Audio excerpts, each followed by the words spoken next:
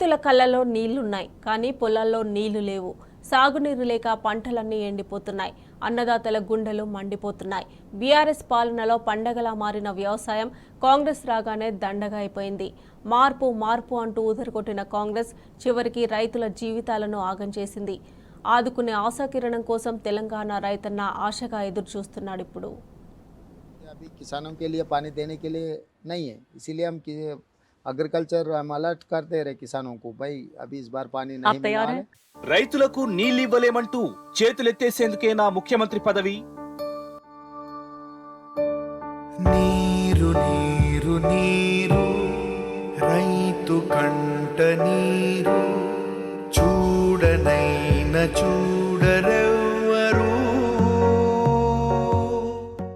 ఈ మాత్రం దానికైనా ఇందిరమ్మ రాజ్యం రావాలన్నది. రైతుకు ధైర్యం చెప్పాల్సిన ప్రభుత్వమే తమకు దిక్కు తోచట్లేదంటే ఎలా?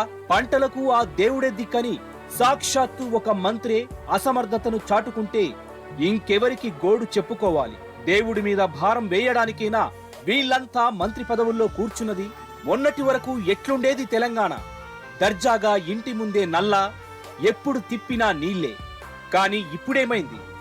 నీటి ఆశ అడియాస అయింది. వంటింట్లో బిందె మళ్లీ రోడ్డు మీదకొచ్చింది. నల్లాల ముందు బిందెలు క్యూ కట్టాయి. పల్లె గొంతు తడారిపోయింది. పట్నం దూపకేడుస్తోంది. తాగడానికి గుక్కెడు మంచినీళ్లు కూడా ఇవ్వలేని చేతగాని తనమేనా కాంగ్రెస్ చెప్పిన మార్పు అంటే? నీళ్ళు వస్తలేవా మీకు ఇంట్లో కాడ?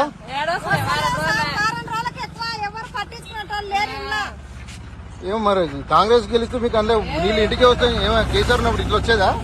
ఇట్లా వచ్చే ఆయన కూడా మంచిగా వచ్చేదా? రేవంత్ రెడ్డి వచ్చి మీకు ఇట్లా కష్టాలు వచ్చినాయని వారం రోజుల నుంచి నీళ్ళేవా మీకు? 3 నెలల కిందట ఎట్లుండే తెలంగాణ ఇప్పుడు ఎట్లయింది?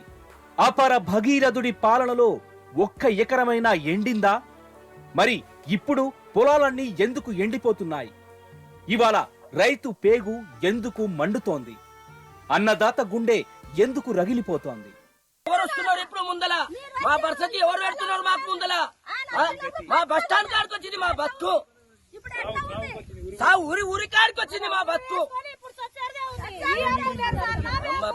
అటువంటి కొడుకులు బతికినావా? బతికేంది, చచ్చిపోతేంది.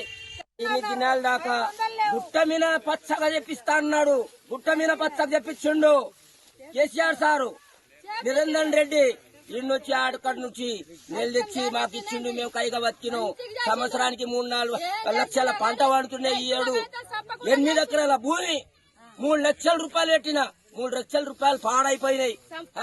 బోరు తెప్పించిన 5 ఆ బోర్లు నీళ్లు పడక మా పరిస్థితి ఇట్లా వచ్చింది. మేము ఎట్లా బతకాలి? సుపరిపాలకుడి హయాంలో చెలకల నిండా నీళ్లుండేవి. చెరువుల నిండా నీటి గలగలలుండేవి. మరిప్పుడు నీటి చెమ్మ ఎందుకు కరువైంది? ప్రాజెక్టుల్లో గోదారమ్మ జాడ కనిపించదేమి? భూగర్భంలో పాతాల గంగమ్మ వినిపించదేమి? ఆయన ఉంటే వదిలిపెట్టాం. 9 సంవత్సరాలు నీళ్ళు వెనుకొచ్చింది. 10 సంవత్సరాలు ఆయన ఉన్నప్పుడు ఎండలే కదా, ఒక్క రోజు కూడా ఎండలే. ఇప్పుడు అమ్మ కూలిపోయిన పైసలు రోజు 200 కూలిపోయిన పైసలు 1500 7,000 రూపాయలు అయినాయి బంధకు.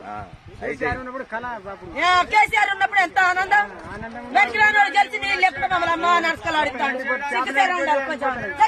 100 రోజులలో ఇప్పుడు 3 నెలల్లో గెలిచి 1 నెల ఇది వదలలేదు. మరి నీళ్ళు ఎందుకు గెలిచిందా? ఇచ్చుకొచ్చిండప్ప.